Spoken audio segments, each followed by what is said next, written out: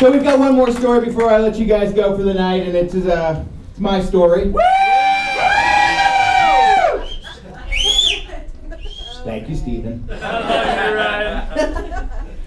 I say this is my story, this story is a little odd for me to tell, and I've been a little more nervous about this than I have about previous stories I've told, because while it's my story, it's not entirely my story. It's not just my story. It involves a number of other people, and one person in particular. So I hope I do credit to it as best I can. To the best of my memory, I don't think I wore pants for the entire summer of 1993. I was 19 years old, which I'm seeing a theme here. A really stupid age to be. In that summer of 93, I was about 7 or 8 months into what would become a 1.5, 2-year-long lost weekend between the time I graduated high school and the time I finally set out on my own as an adult. And it was a time that I spent playing music and smoking a lot of pot and lounging around in tie-dye shirts and long flowing women's hippie skirts.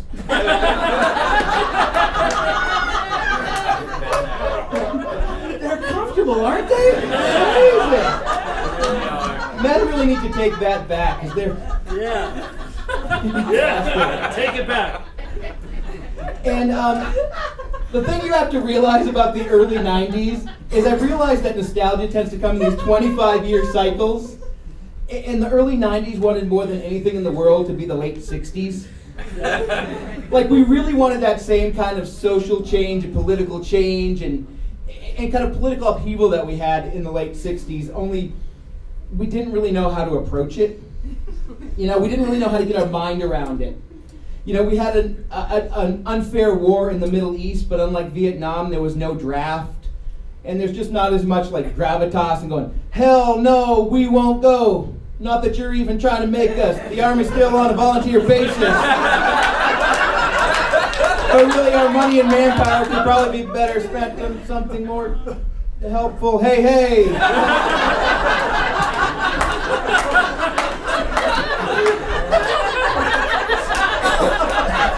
Keep in mind, this was a year before we tried to do Woodstock 2. 3 days of love and peace, only our version ended in such horrible violence that people were hospitalized.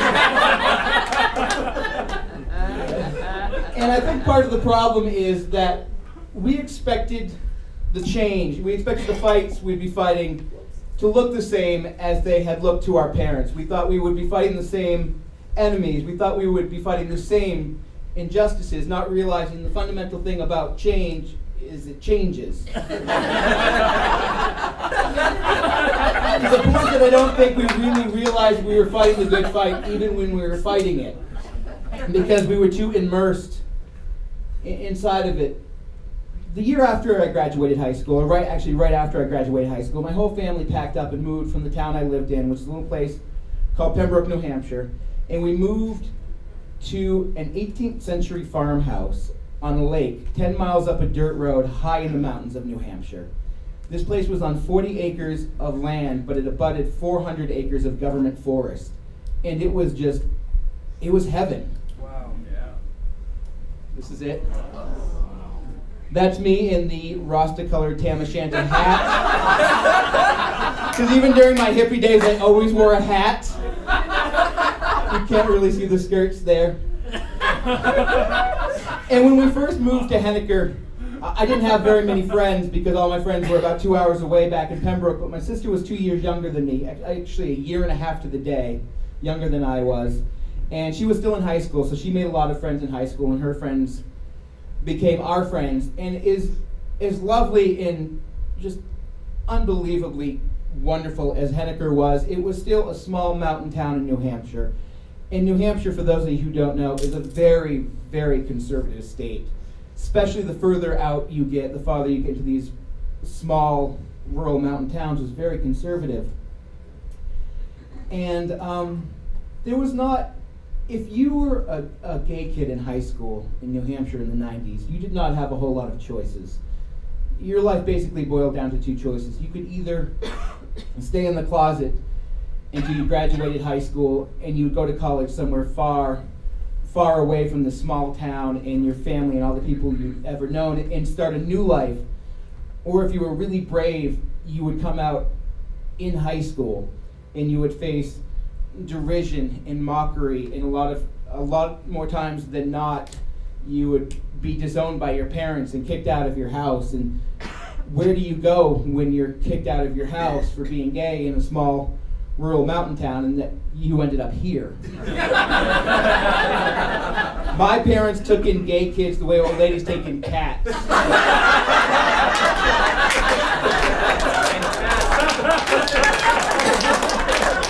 I really don't mean for that to sound flippant, but it was that same sort of thing where my dad would just go, "We can't possibly fit any more here until there was one on the doorstep," and he'd be like, "We'll put a mat down somewhere.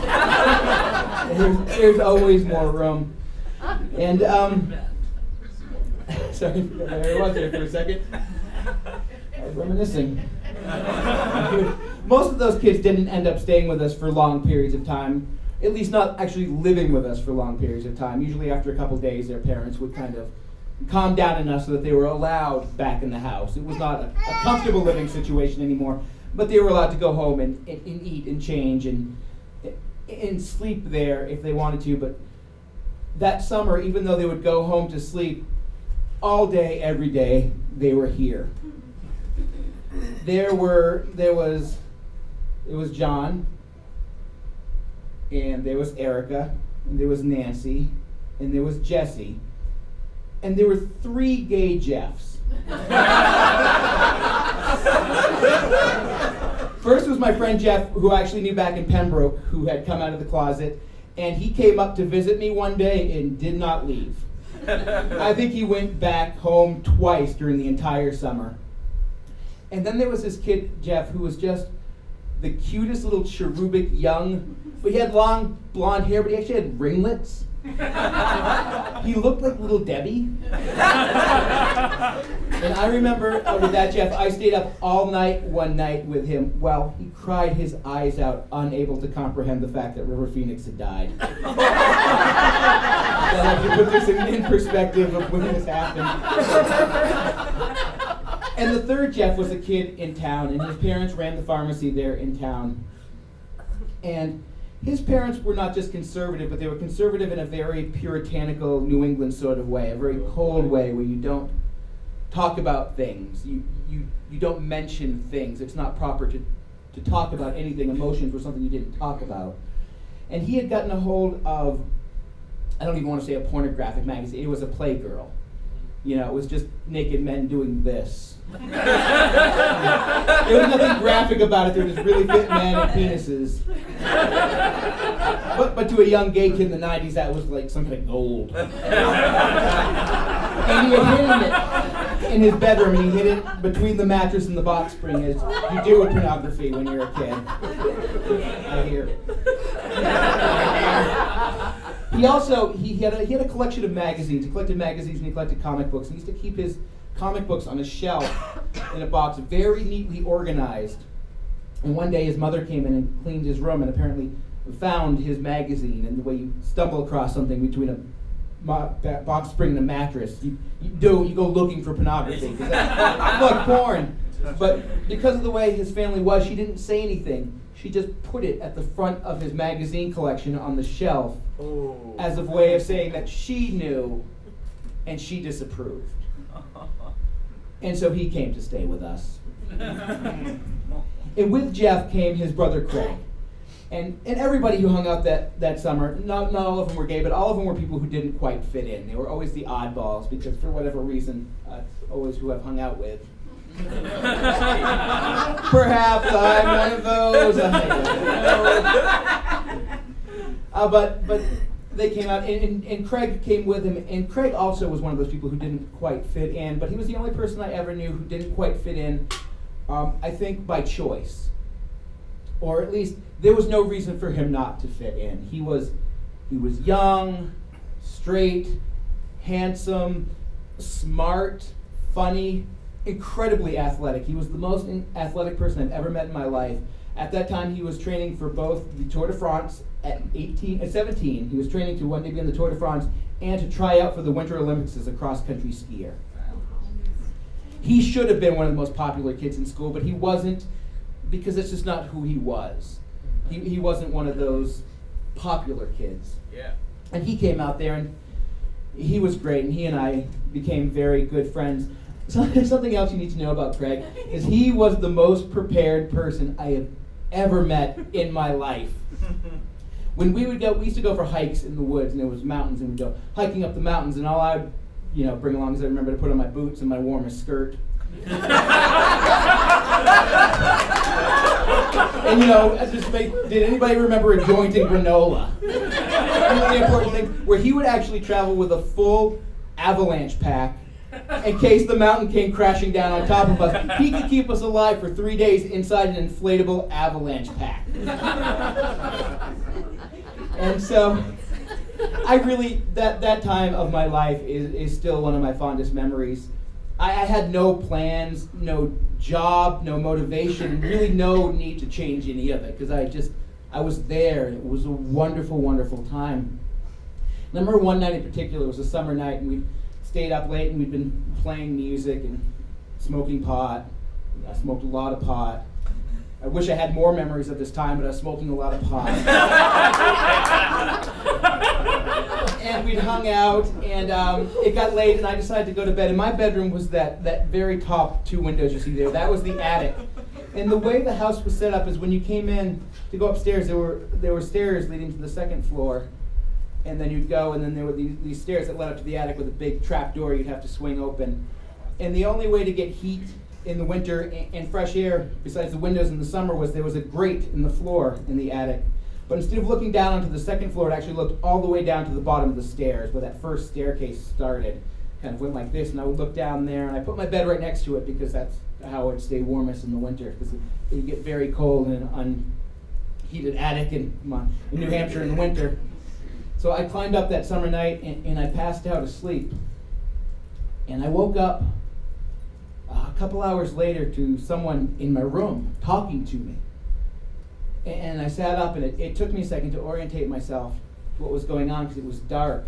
And I realized there wasn't anybody in my room. It was someone at the very bottom of the stairs talking up to me through the grate. And not only were they talking to me, but it was a young man's voice, and he was confessing his love for me in an incredibly earnest fashion, but in an incredibly graphic fashion.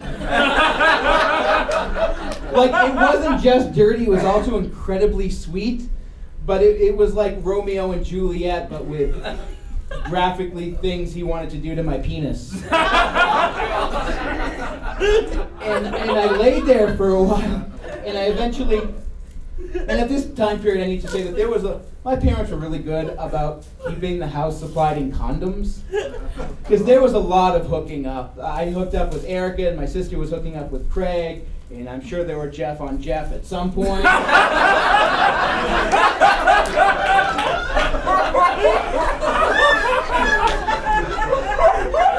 so I'm lying there listening to this incredibly sweet confession of love, and I eventually, the room is dark, so they don't know I'm awake, so I go to look down to see which one of the young gay boys it is, and it's Craig,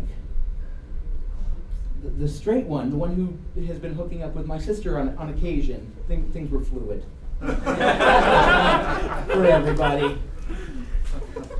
And everything he said was just so, it came from the heart. It's the kind of thing that as you listen to it, you can tell it's not just some thing he's doing because he's high, or he's actually, it was beautiful. And it was incredibly flattering. Like, it made me feel really good, even though I knew nothing would come of it. Having someone confess they're in love with you is really amazing. It's a wonderful thing to hear, but I didn't know how to respond.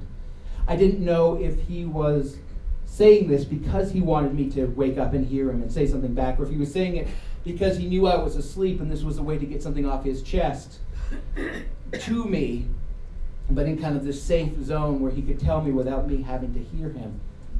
So I didn't do anything. I laid there and I listened to it. And eventually, after a while, he finished up and he went upstairs and he fell asleep.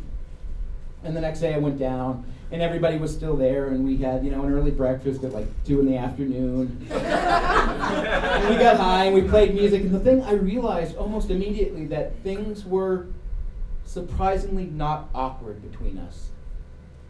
I had every reason for it to be, for me to feel awkward around him or to him to feel awkward about what happened, but nothing really changed between us because I did care for him so much.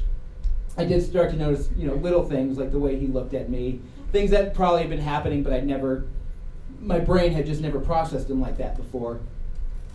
But I just remember being so happy that nothing had to change. I knew this thing now. He didn't know that I knew, but it was something that we were able to keep between us, and it was fine. It was really fine, and that was great to me because I didn't want to lose our friendship. And time eventually went on, and it came to a point where I realized as much as I loved the life I was living there, I was almost 20 at this point, and I needed to move out on my own. I needed to actually get a job and do things. And a good friend of mine, who was actually the singer in a band I was playing in at the time, said he was going to move to North Carolina to go to school there, and asked if I just wanted to come with him, and I said yes. I didn't have anything in North Carolina other than this friend that was going down, but it was a chance for me to leave my house, to set out on my own. And I like I said, I'd never held a job. I'd held a job at a ski resort there for 2 days. And it was for very, very rich people. And on my second day there, I bussed tables, and I was cleaning up, and a young boy who was about 8 or 9, a very high-end ski suit, looked at me and said, "Please don't bust my hot chocolate, boy." And so I walked out. Yes. Like, I'm taking my skirt and leaving. So I didn't have any money, but my parents gave me a couple $100s, and my grandparents gave me a couple $100s, and I packed everything I needed to take with me, my clothes and my guitar, and I packed it into that little Subaru there, and I drove to North Carolina, and I got a job because I had to get a job. And I rented an apartment because suddenly we needed an apartment. And my first day waiting tables, I got tips and used those tips to buy groceries because I had to buy groceries for myself, and suddenly I'm an adult. And I'm doing adult things, and it was great because it had come time for me to move on. And eventually I got a job, and I got a better job, and I eventually started working at a record store, and I worked my way up to manager. I was in my early 20s, and now I'm 40, and I still manage a record store. It's good work if you can get it, hold on to it.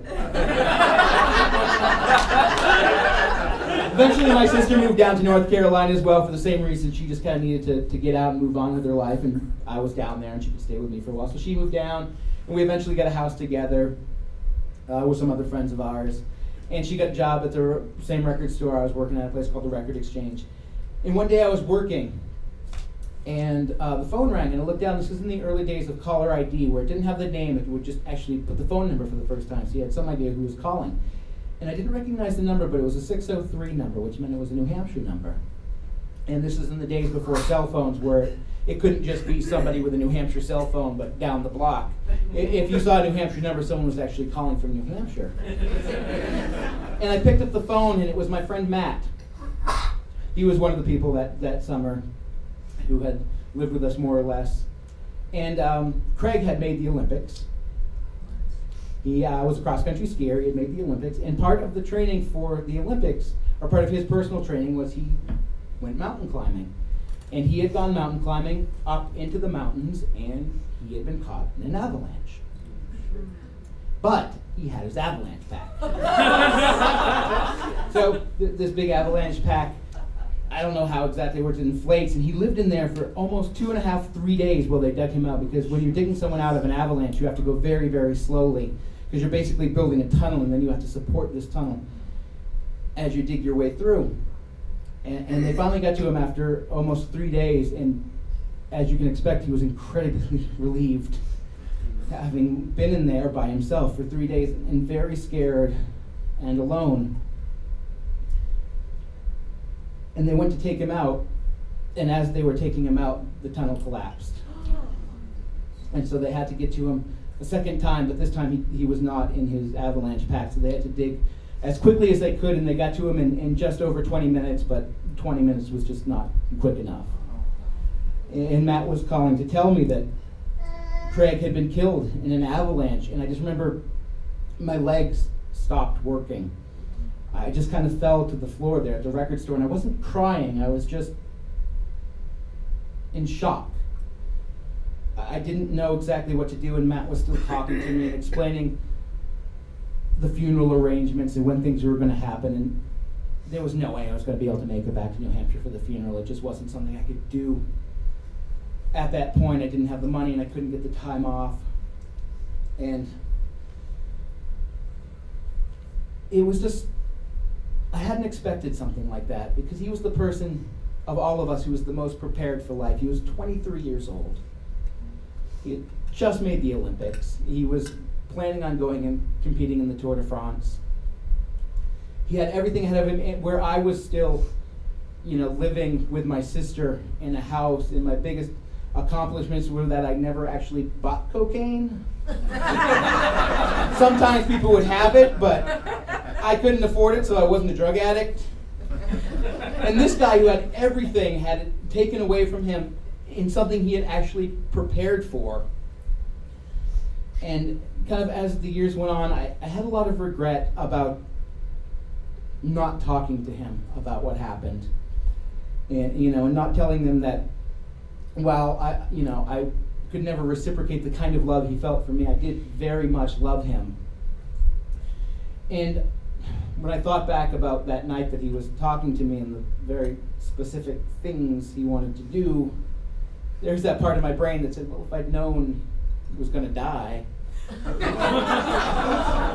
I've been in love like that before with somebody, and I know how happy that could make somebody. It's like, I probably would have. Sorry. Anyways, as time went on, I kind of lost touch with all those friends from that time. Now we're all Facebook friends, but it's in that very perfunctory sort of way where you're like, I saw your picture and I used to know you. We used to be close, but we don't talk, we don't reminisce. The only person I'm still really in contact with is my sister, and those people have all kind of fallen away from me. And it's a time of my life that I don't talk about very often. And I realized when I was putting the story together, when I was trying to figure out exactly how I wanted to tell this story, that this story doesn't wrap up nicely. There's no point where all the loose ends kind of come together and everything ties up. And then I thought maybe that was the whole point of this story, is sometimes, no matter how prepared you are, things don't end the way you expect them to end. Sometimes they just end. Thank you.